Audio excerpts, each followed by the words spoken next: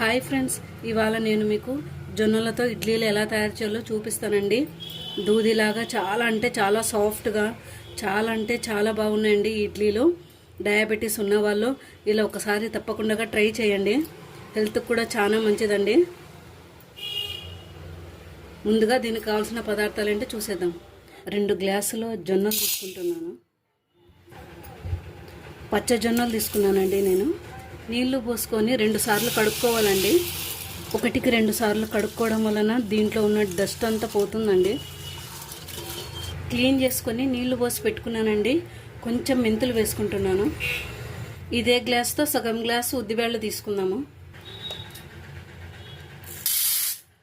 ఇప్పుడు ఈ ఉద్దిబేళ్ళను కూడా నీళ్లు పోసుకొని కడుక్కుందాము. ఇప్పుడు నీళ్లు పోసుకుందాము. 5 గంటల వరకు నానబెట్టుకోవాలండి జొన్నల్ని, ఉద్దిబేళ్ళని. 5 గంటలు అయిందండి జొన్నలు, ఉద్దిబేళ్ళు నానబెట్టుకొని. 5 నిమిషాల క్రితం ఈ గ్లాస్తో 1/2 కప్పు అటుకులు తీసుకుని నానబెట్టుకున్నానండి. ఒక 5 నిమిషాలు నానబెట్టుకుంటే సరిపోతుంది అటుకులు. ఇప్పుడు మిక్సీ జార్ తీసుకొని మిక్సీలో వేసుకుందామండి. ఫస్ట్ ఉద్దిబేళ్ళు వేసుకుందాము. అలాగే అటుకులు కూడా వేసుకుందామండి. నానబెట్టుకున్నాను 5 నిమిషాల క్రితము. అటుకుల్లో నీళ్లు తీసేసుకున్నానండి. మిక్సీకి మెత్తగా వేసుకోవాలి. చూడండి, ఇలా మెత్తగా వేసుకోవాలండి పిండిని.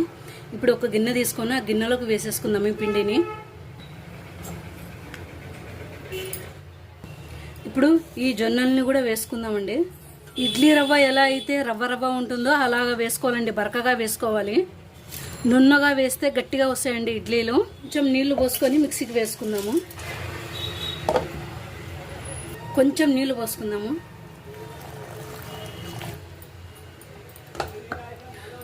చూడండి, ఇలా రవ్వలాగా ఉండాలి పిండి.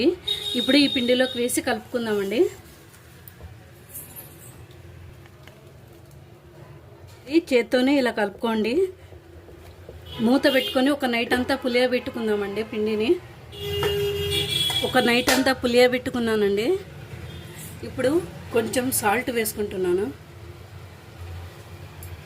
ఒక గరిట తీసుకొని కలుపుకుందాము. చూడండి ఎంత బాగా పొంగిందో.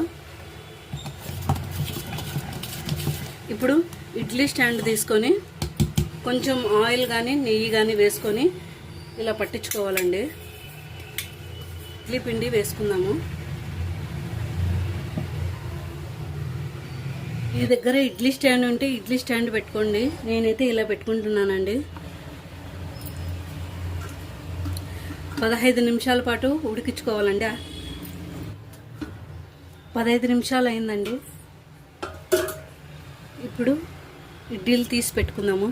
ఒక స్పూన్ తీసుకొని ఇడ్లీలు తీసేసుకుందాము.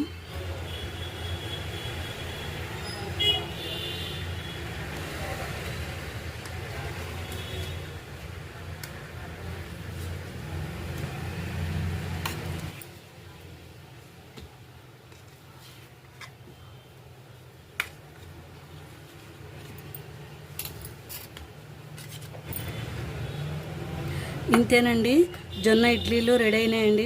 డయాబెటీస్ ఉన్నవాళ్ళు ఆరోగ్యానికి చాలా మంచిదండి ఇలా జొన్న ఇడ్లీ తయారు చేసుకొని తింటే. చూడండి ఎంత సాఫ్ట్గా వచ్చాయో. మీరు కూడా తప్పకుండా ట్రై చేయండి.